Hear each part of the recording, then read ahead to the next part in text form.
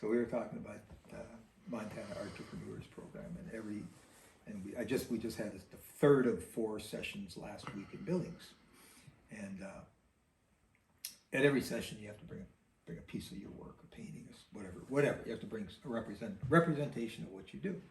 So I brought a picture, a sketch of Patti Smith. Patti Smith's one of my heroes because she embodies everything I like in an artist. She's a poet, she's a writer, she's an artist, she's a philosopher, she's and a songwriter and a singer. She's just everything I like in people. And I really an interesting person. I painted a picture of her, I don't know, 6-8 months ago, of the young Patti Smith. What I would a lot of people would consider the attractive Patti Smith. And I thought, well, I made her too pretty. She's beautiful in her own way. I don't have to make her, prettier. And I didn't like the painting I did. It was a great painting, I think, but it wasn't what I wanted. So now I got an old Patti Smith picture, I don't know how old she is, 75 years old or something like that. I think she's more beautiful now than she was then, which is amazing. And I love the way she looks. And she looks rough. She's got sharp edges. She's not she's not conventional. She's not, Vogue beautiful. She's not conventionally beautiful, but I think she's beautiful. I think she's more beautiful in old age than she was as a youngster, which is pretty amazing. Where did I end up? I got to start a little bit before where I ended up so we can edit it in. But so I painted this, what I thought was a real good picture of Patti Smith, a young Patti Smith, and then I didn't like it as much as I thought I would, and I wanted to paint another one. So I picked an older picture of Patti Smith. I don't know how old she is, 75 years old or something like that now, maybe even older. I don't know. But I picked a picture and I started sketching it because I think the new Patti Smith is more beautiful than the old Patti Smith. I think the older, gray-haired, sharp edges, rough features. To me, she's beautiful. She's more beautiful now than she was when I was a kid. When I was younger, I loved Patti Smith. So I sketched her, and after I got the sketch done, I thought, well, shoot, I don't want to lose the sketch. I loved the sketch. I thought it was neat, and it was certainly rough. It wasn't like, it was rough, but it showed her, sharp corners, sharp edges, chiseled features, the whole shebango. Rough nose. I mean, that's Patti Smith. But it was beautiful. She's beautiful, and I thought the sketch really did her justice. So that was the picture I brought to the Entrepreneurs Program, and I showed it, and I said, "This is what I'm doing." And I'm afraid to paint over it because I kind of like the sketch, and I don't want to lose the sketch.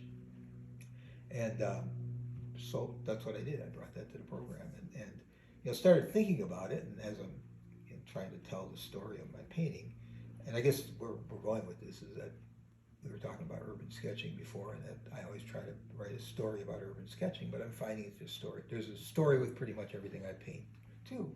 And the story behind this one is that, I don't want to lose what's deep inside of that painting or that sketch. I don't want to lose the sketch.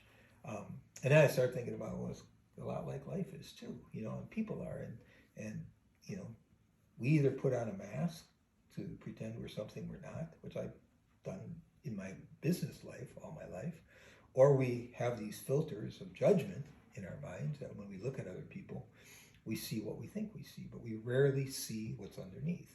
And that's what I was thinking about with this sketch of Patti Smith is, I don't want to lose this because this is what's underneath. And once I cover up what's underneath, if I don't do justice to the painting, I've kind of lost what's underneath.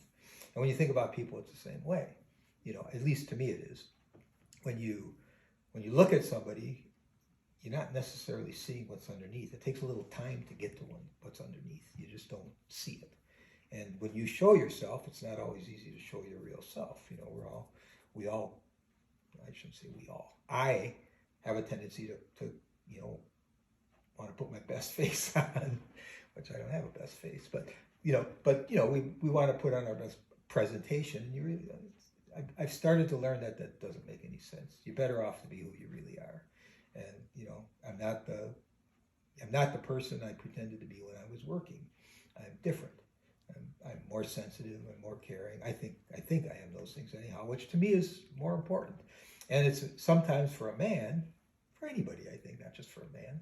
But I mean, it's kind of embarrassing to behave that way, to behave sensibly or sensitively, I should say. And I'm finding that it's not. It's good to do that. Hard at first, but good. And the same thing with other people. When you look at other people, these filters that we have in our mind from past experience, it sort of gives us this unfortunate opportunity to be judgmental about people. And I think it's horrible to be judgmental. Even people who, outwardly irritate you, or, this picture kind of showed me there's just something more. There's always something more under the surface that you don't see. And I think that's to me, that was the big meaning of the painting. I started painting it now, by the way, so I'm over that. But I'll know in my heart of hearts that no matter how badly I screw up the painting, there's something beautiful underneath. And I think it's the same with people, and I've learned that a lot. So for me, I think the idea that a painting is a painting is a painting is wrong. There's always a story to a painting.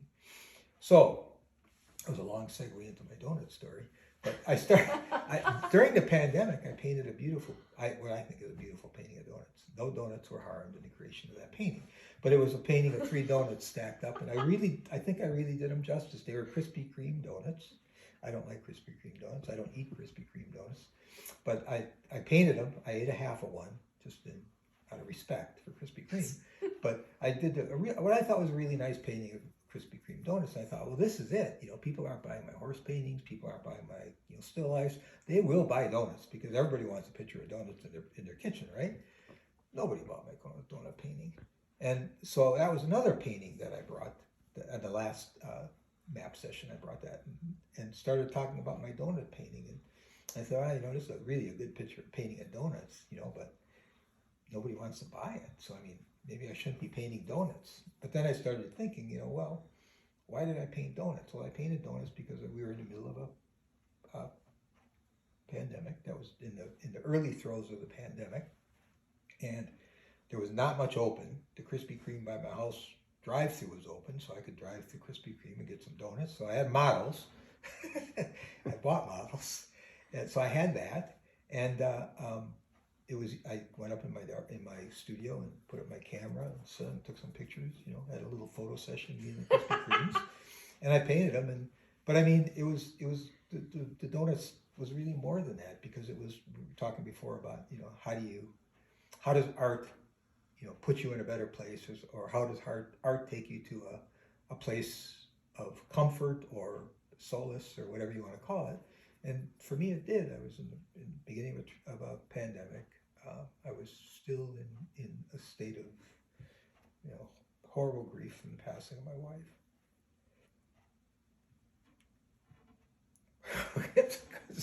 We're gonna have to cut some of this out of here. But and that gave me a place in my studio to be with myself and art and get all that crap out.